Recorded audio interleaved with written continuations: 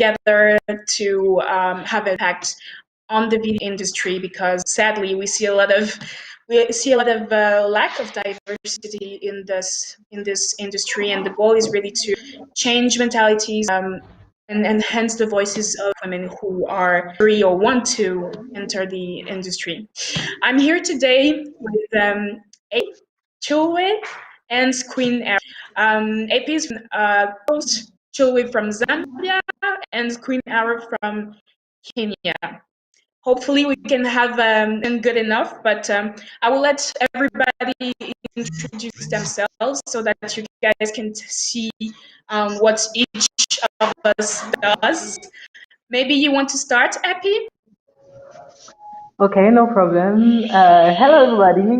My name is Apie. I'm a TV host for a gaming show named the Paradise Game Show. So I started like 3 years ago now. So yeah, I don't know why you want me to say more.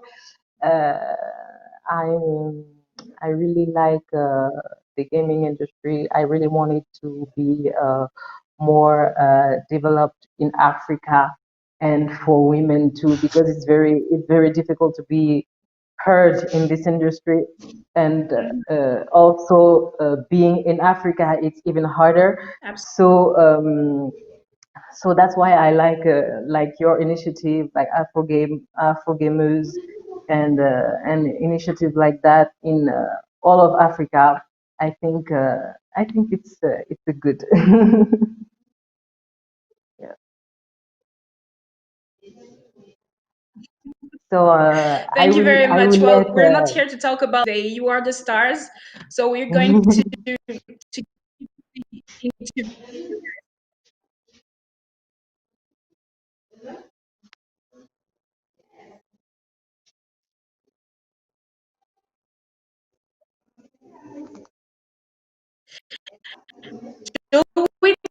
you want to go next? Oh, sure. My name is Choolwe Shabukali. I am the co-founder and managing director of Team Gematrix. We are Zambia's first premier esports organization, and we manage and sponsor talent in fighting games. We also recently got into content creation and really navigating our way down to streaming. So for me, it's really important for me to have such conversations. Yeah, it's really important for me to have such conversations with other women around the region, around the continent, because we have a big issue for girls not really being active in the community here. So me having such conversations with people around helps me navigate that problem and come up with viable solutions for my country. So thank you so much for having me today.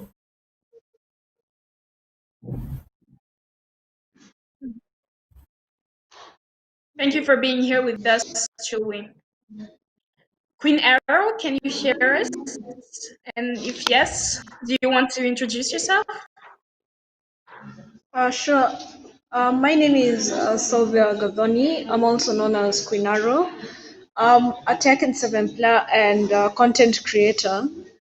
Right I'm also a law student at the Catholic University of Eastern Africa.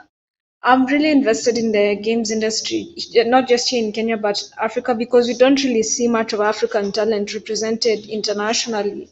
And I hope to be part of that solution as to seeing more representation and diversity.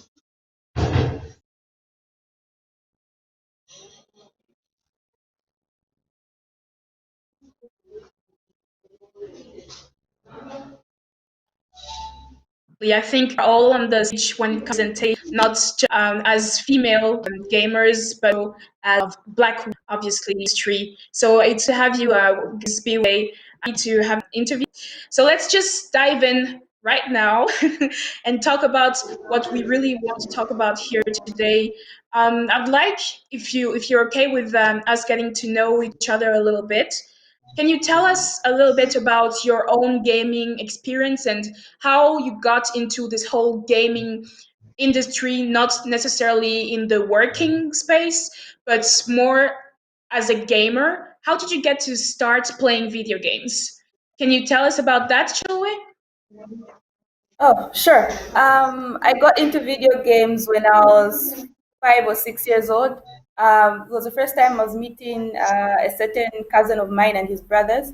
And when I went there, they were playing Mortal Kombat and Tekken on, I think, PS2.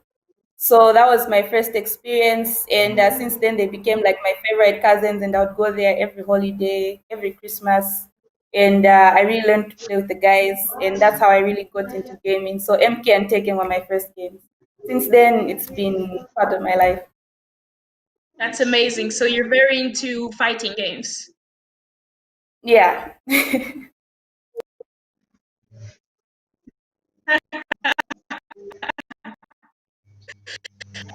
What about you?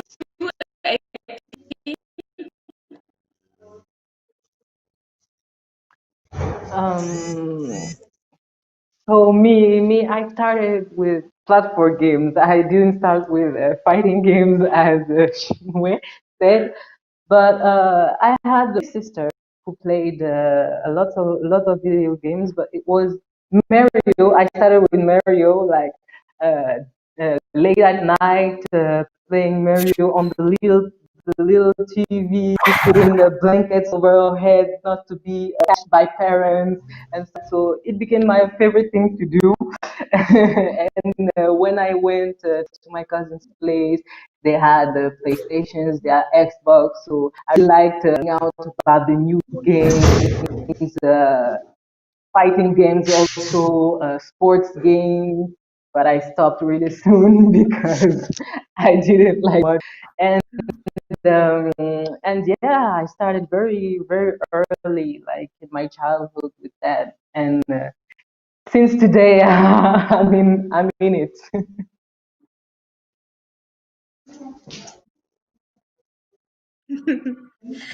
Yes, cousins always have this. A lot of people have started gaming through their cousins. It's fun that it's your as well for you and IP. Do you have a similar gaming experience as well? Yes, I got into gaming thanks to my older brother and cousin's influence. I began playing the old school games like Super Mario and Contra, and then I transitioned on to Street Fighter, Mortal Kombat, and Tekken. But I started playing professionally about 3 years ago. Um, I started my journey at the East African Gaming Convention.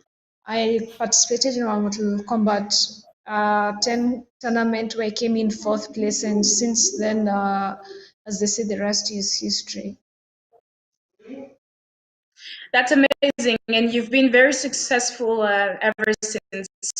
And we will come to that so you can tell us a bit more about your professional experience. Right now, maybe we can talk about how you guys got into creating content for the industry as professionals, maybe, but also as your personal vocation. How I know that for you, Apie, you're also a TV host. How does that work for you in Ivory Coast to work as a female TV host for Paradise Game? Mhm. Well, when I go with people, they are very surprised to see a woman, like asking them questions, having a little bit of expertise in their like field, because in Africa it's very uncommon a girl, a woman playing video games. Like it's you have to like be a secretary or taking care of eyes, a cook and things like that. So Yeah, video games, like it's for like a precise part of the society. It's like for teenagers and children. So and boys and boys. So if you see like a woman, I'm not young, I have a child too. So it's very common for a woman like me to be in this field. So it has been interesting meeting a lot of people from this field.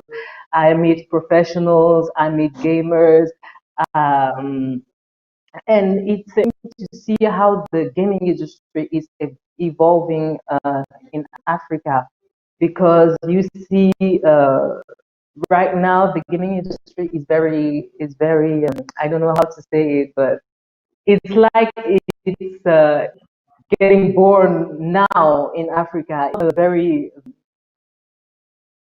I'm searching for my words. It's Yeah, it's it's very a new huge boom for now. Yeah. Africans to take the gaming industry seriously. So it it's kind of hard to find people to keep feeding us information and things about gaming in Africa. But I like to see that more and more.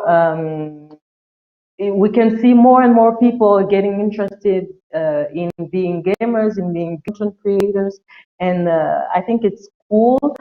And now we gotta show the world that in Africa we have people that are interested in gaming. We have boys, we have girls too that are interested in gaming, and we have game content, African games too, like for example, hero games. We have a lot of other things in other countries, and I think it's really something important that we have to do. We have to make the world understand that Africa can also be a good gaming community. Wow. I absolutely agree with everything you have been saying. I am definitely on the same page as you, and I think especially in Western Africa, especially in French-speaking countries, it hasn't been that developed yet when compared to English-speaking African countries like South Africa and Nigeria, where this whole topic is a little bit more um, evolved. And now we see with the presence of Paradise Games Only, which is organizing this huge event, that yes, we have this big event which is now showing off also Western Africa and French-speaking countries as new leaders, also at least new participants in the industry, and that's very interesting for me as well. Choolwe, it would be interesting, I think, if you could tell us about how you create content in your own area. How did you get to actually become a content creator, and how do you cope with this? What has been the let's say the impact of your whole content creation? Sorry, so far in Zambia. So far, the impact has been great because we've seen a lot more people really, start to stream.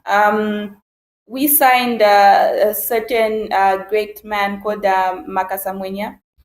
He's a local streamer. He streams locally, so we brought him on board in the team, and he streams for the organization. So since after we brought him onto the team, even prior to that, we saw like a lot of people in the community making their own YouTube channels, even though they don't have like a proper video camera, but they're still pushing content with their audio, creating montages. There are different other teams that are really coming up in the community as well, trying to push for content, organizing local events weekly. So the impact has been there, and we're excited to see how much more content people create. And now I'm seeing, like for example, Makasamwenya, he runs a small organization called Alien Minds that's really doing some great good in our community, streaming for almost every gaming event, broadcasting live on YouTube and Twitch for us. He's creating podcasts now, and we're seeing a lot of people really try to dive into that. I'll be launching my own podcast soon too. So it's something really exciting. And the only thing that I can say has been a drawback is the limited accessibility to proper equipment that can Of facilitate course, production. a good Yeah, when it setup. comes to like the proper mic, such a voice is like crispy clean, proper video, so that's really what holds us back. But the Mhm. interest and the motivation to create content is vastly there in the community across Mhm. PC gamers, console gamers, and mobile gamers as well. So the hunger is there, but I think in time people will start to invest slowly into their own productions. Mhm. That's amazing. It's what you said, and that's how I also feel about the community of Afro gamers. Is a lot of motivation and a lot of people who want to do a lot of things, create content, not only via streaming on Twitch or YouTube, but we also have people who write articles, who are bloggers, and it's important to put these content creators on the spotlight, also to give them the visibility that they need to be more known in the world, and to give them opportunities, right? I think that's very important as well. Queen Arrow, for you as a professional Tekken player, can you tell us a little bit more about your experience as a professional today and how you got into actually becoming a professional? As I said, I started my pro journey in 2017. Mhm. But in June of I joined the Tekken 5-4 community in 2018, and I just started learning the game. I didn't really come with the mindset that I wanted to be signed or anything, but I guess I guess fate had other plans in mind for me. Uh, Mhm. I received an invitation, like an offer to join my first team, Exit Gaming. The owner was interested in picking me up and taking the journey together and growing to becoming a better player. I was surprised since I at the time I was still a beginner to Tekken, so I didn't really understand where he wanted to go with me among. Whereas there were much better players than me at the time, but I just decided to take the offer. And since then, I've just been growing at my craft and trying to learn the game as best as I can and at my own pace. And I recently also started creating content that showcases my journey and shares the little bit of knowledge in the spirit of paying it forward from people who've taught me the game to now, sharing it with other beginner Tekken players. Okay, I understand how you got into there. It's still very rare to see women, and especially Black women, being portrayed as professional players, video game players, right? And it depends also in the game itself. So it's very inspiring to see, a peer who is becoming successful in this area. And I think we need a lot of models also to kind of give this representation and show boys and girls, obviously, that it's definitely something that they can achieve on their own. They need to know that this industry exists, and this industry obviously matters, and they can go from being a regular but talented player to an actual professional. So I think it's very inspiring, and thank you for giving us your testimony on this, Queen Arrow. And just talking about models, I wanted to ask you if, for you, did you know someone in your entourage or in the public, in the media, who became a role model for you and who in the end inspired you to integrate to the industry? Do you want to answer first, Choolwe? Yeah, sure. For me, it wasn't really in the gaming industry per se, but when I wanted to start the business and try and create it into something sustainable. I was looking at people in business who really got that fire burning in me. So it was people like there's this businessman called Patrick Bet-David and Gary V. I followed a lot of their content about just starting, even though you had nothing but an idea. And then when I got into the whole vibe of the whole thing in Bongo High startup incubator here, so there are a lot of people there in that ecosystem that really helped me, like the founders from Lukonga to Mark Motoka and Simunza. So those people kind of helped me in the structure of the business. Then when I looked at the industry, my first sights were on South Africa because that's what in Southern Africa, that's where everything was happening. And to me, it looked like the peak of anything. Like if I could get my players at an event there, then I've reached my goal. So it was like a so tunnel vision towards the business, but South Africa was in my face. And there I got inspired by this organization called Orina, but they're no longer active, but they were founded by a man called Luka Tukoni. He does some great work with Red Bull South Africa. So in that earlier time in 2017, he inspired me in a way. And I also looked at African Cyber Gaming League, ACGL. They also really inspired me because of their consistency and tenacity. Then I also got introduced to Pro Series Gaming. They were the first tournament we went to and won in East Africa. So they also kind of gave us the motivation because they were the first championship we won, and that inspired us to keep going. So those are the people that really molded me in a way.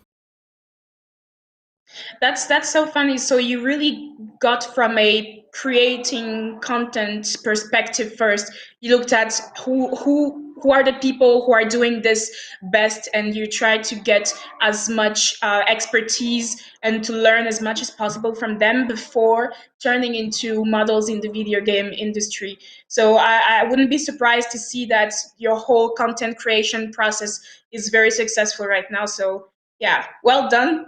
Well done for that. And I think it's very rare, right, to see, again, we're coming back to this, but female models who really can inspire us in the entire world. There's not so many of them right now because you mostly cited men. And this is also what we're here to talk about, right? This whole representation thing. So yeah, it's definitely something that we all need, right, to create more models for the industry. Do you want to tell us more about your own experience and how you maybe met or didn't meet um, models that helps you enter the industry, Queen Arrow?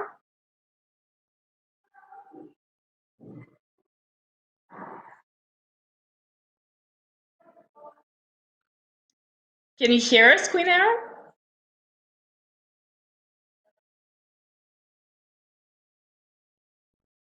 I guess she can't hear us right now.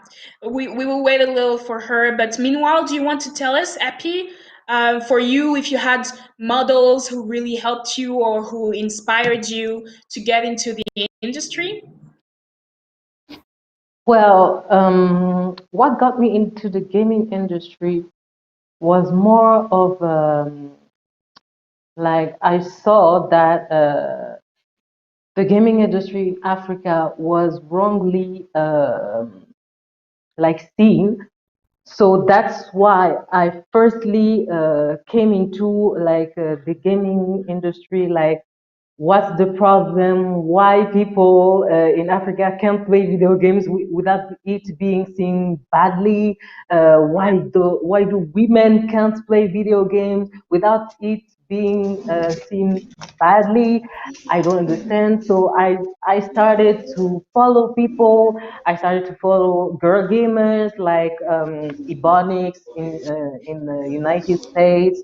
I started following other people like X Mira Mira. In Twitch, there are a lot of girls like Otaki, Pokemon, a lot of girl gamers. Before that, I was already following a lot of male gamers like PewDiePie, Markiplier, a lot of big names The like big that. names. And I was like, why in my country, why in Cote d'Ivoire, aren't they people doing this? Like it would be funny and interesting to see like Ivorian gamers, African gamers play like I don't know Call of Duty and stream it. Like it would be interesting, like with our own quirks and a way of talking. Why don't we have that? So the first thing I did, I organized an event that was named Night Games, with like a lot of games and also video games to like start seeing how many people in my entourage was interested like in video game. Why can't I see people interested in video games?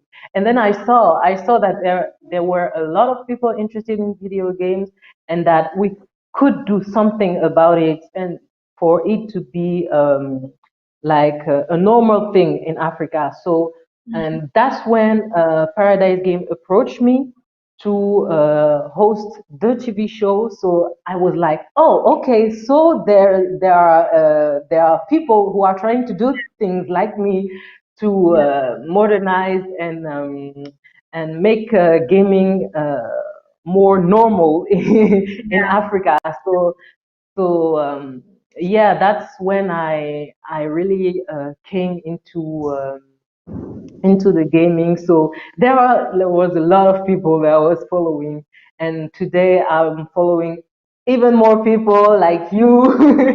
So and I like to see that the gaming industry is evolving and is becoming to include us there. Absolutely. Yeah. Absolutely. And you were talking about the challenges that are very specific to Africa, right? Seeing that the perception, sorry, of people who play video games in Africa might be different when it comes to if we compare it to abroad in Europe or in other continents. You think it's really perceived as something bad, as something maybe. Can you do you also have this perspective? Is that something that happens in Zambia for you, Choolwe? Do you feel like people don't see other people, and especially women who play video games, are as a negative thing? Well, I feel that it's heavily thought of as a negative thing. We have a content creator on our team called Chikondi Chembe. She is a female content creator on our team. Really excited to have her on board. So me and Chikondi kind of faced a similar situations, because I think in most of the gaming groups on WhatsApp or whatever, we'll find that we're the only two female gamers. And Yeah. so and sometimes people mistake me, like I don't know if my name, because I always go by Ellen Cho, they always call me bro for some reason. So it's that thing where after some time they find out, oh yeah, chick, oh my god, I'm so sorry, things like that. But the thing is, the problem is, I feel, for example, in Zambia, I'm not sure, maybe it might be the same in other regions, in countries in Africa, where I feel like it would be very hard for girls to really get into this like hardcore in terms of content creation and such, not because of the cultural barriers. You're supposed to be, you're expected to be cleaning in the morning before you leave for school or work or whatever, come back and you're expected to cook and take care of everyone, play with the kids. Then by the time you're looking at your own work schedule, it's like 23. And to me, that's something like, because I live on my own. But if I was like in the household of my dad, with his family, it's like I have to go by that norm. So now it makes me consider a situation of girls like Chikondi who are still in uni. You have to divide your time between school and what, and I feel it's heavily in the black culture as well. Maybe with other ethnicities it's different in the communities they have, I'm not sure, but in the households I've grown as a black girl, it's like cook, clean, study on Yeah. weekends. So it's very hard to have your me time, whereas the guys would have time to like play or whatever. They can play games from 8 hours to Yeah. like 05 in the morning if they want. Sorry, So that's is something that we have to break. But Sikoski? the only way I think for a start would be if it's we promote the value that's there for careers in esports, not just as gamers but as writers, like being on TV, being a media personality, motivating people in their day-to-day life and entertainment. And if we did that in schools, I feel like that's when parents would be like, okay, I think this is important. She wants to be like Sam Wright Tech Girl in South Africa, who's like a commentator at these big tournaments around the world. She wants to be like a blogger. So if we bring it in that school environment, maybe our parents are coming to start a different way, because it is the value education, like the number one thing. There's no other thing that can get you a good career in Africa. It's like education first. So if we put it in the mix of education, I think maybe that's when we'll start to get there. But for now, there's still a negative cloud over gaming, plus being a girl. It's like a negative cloud in Zambia. Yeah. Yeah, I definitely agree with what you said about making education the priority, and this is also the case actually in the Western world. I mean, a lot of people and a lot of women and a lot of Black women also do not have the knowledge of all the jobs, right, that can come up with the entire gaming industry. So it's really important to make it more accessible for them to actually know that, okay, this job is available. I can maybe work as an artist. Maybe I can work as a media personality, like you said. Maybe I can work as a content creators. And it's also interesting to get these Black girls and Black women more interested in the video game industry and maybe the tech industry as a general matter as well. So I think it's really important also to put the priority on education. And as you said, I definitely agree with the fact that it's the one thing that matters a lot nowadays in Africa. So the time is now to actually make video games jobs more accessible for girls and women, obviously.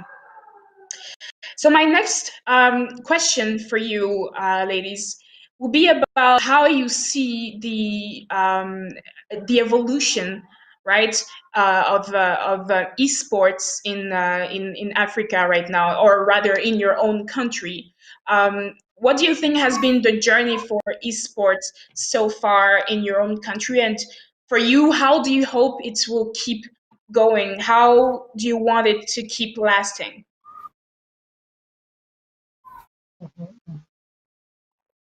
Oh, perhaps you want to go first, Apie. Yeah. Okay. In Cote d'Ivoire here, it's very new. Like I said, it's very new to have gaming tournaments, really esport oriented thing. We had, I think, in 2017, something like that, the company Orange, who organized the Orange Gaming Experience, or something like this. And then came the FEJA. With, like, it was the real, I don't I don't know if I can say serious gaming tournament in Cote d'Ivoire with real prizes, like with real cash prizes and things like that. Because So like it got before it people was more just interested. before it was just like in my neighborhood there's a gaming, I don't know how we say that in English, une salle de jeu, a gaming Yeah, like a gaming room, right? Center, Like, gaming gaming center. centers, gaming rooms. yeah, Like you go there and you gamble money, who's the strongest.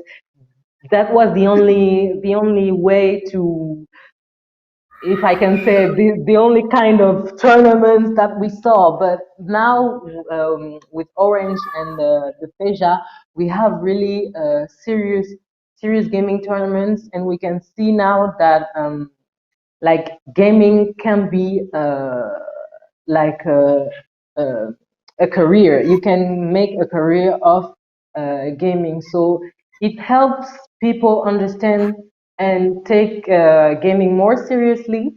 Like we have a lot of champions now. We have I don't remember names like now. I only remember faces, but we have FEJA, FIFA champions. Zerdan, who is a POS champion. We have fighting games champions who went abroad. I think we have one who went to the Evo last year or 2 years ago, and he was ranked really, really high. So it makes people realize that, yes, if you like gaming, you can train and be even more strong to like earn money with it. And we can see also that you can create content if you are not like a hardcore gamer who wants to be the best at his game. You can have other segments in the gaming industry to earn money. You can be a game designer, you can be a content creator, you can be a developer, you can be a mobile game developer. There are lots of things you can do to earn money in gaming. It's not just a child thing. It's not just a male thing also. Of course, and as you said, since it's still quite new, there are a lot of places to be taken. There are a lot of things to be done from scratch, and there's a lot of opportunities to take in the end, right?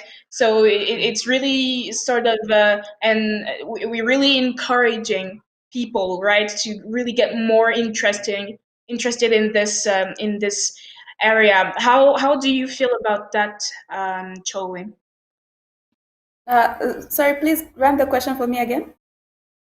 Yeah, the question was for you, how do you see the evolution of the esports industry? How do you view it in your own country, and how would you like it to evolve in your own country? All right. For us in our country, we have, just like in Cote d'Ivoire, like a lot of game centers around. So usually they're very common in the high dense areas. A lot of kids can't really console, so they all together at that time, play together for money, things like that, and they pay for their time slots. Then in 2015, somewhere there, we started to see organizations like Nedotaku come through and create annual events for the community, and that really like kickstarted the spark of people considering this as something serious because people were doing a bit of money. So we came we came into the community in 2017. We organized our first event where we brought together like over 150 gamers, and that was like really we took it really seriously, and it was really successful and exciting. We met the players that we then signed to our team from there. And since we have done what we can to kind of, through our players, really grow the inspiration in the community and motivation so that people can see these players as a flagship for the potential that we have as a Zambian community. Since then, our players have participated in tournaments in Kenya, South Africa, Ireland, the US. We went to Evo for the first time in 2018. So we've really done, that form of motivation to our community to say it's possible to travel, it's possible to win like sub-Saharan Africa tournaments like our players have if you just put your mind to it and you're consistent in your passion. So from that, it really has shown me that people are really eager because ever since we kind of came through in the industry in Zambia, we've seen a lot of communities kind of rise up, whether it's in mobile gaming or console gaming or PC. We've also seen other organizations like AI Gaming, it's a new esports team that have really come up, and they're also looking at the same vision. So it's something that's really inspiring. But what I would really like to see forward is people being more united, because I've noticed that it's a small tendency in Zambia. I don't know how it is in Africa, in the rest of Africa as well, where people feel like your success is dependent on bringing someone else down in a way. So what I would like to see is not that fight for struggle for who's the first to do this or who's the one who's doing this better, but really the unity in wanting to grow the community and our flagship as Africa or Zambia, whatever, but more as Africa, and see how best we can help each other pick up the steps to reach where everyone else is in the other regions. So that's what I'd like to see. That's absolutely amazing, and I think there's a lot of optimism in the future of the gaming industry in general. I personally have a lot of hope and a lot of optimism when it comes to the future, and I think there will be more and more women through the initiatives that are taking places and through the visibility that is being given to people like us, to show the faces, of interesting and inspiring women like you, ladies, in the industry. It's the only way to actually, one of the only and the best ways, obviously, to make things get better. Queen Arrow, are you still with us?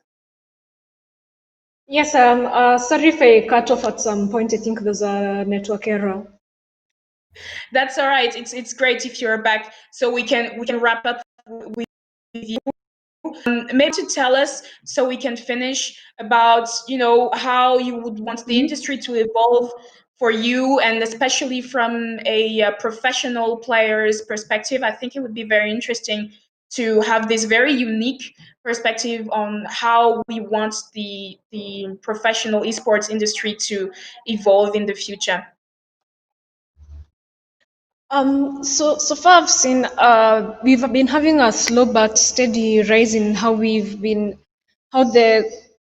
people have been perceiving esports. I usually get inspired when I see more people saying that because they've seen me and the other people in the community, working hard at Tekken, and they've been inspired to become esports athletes themselves.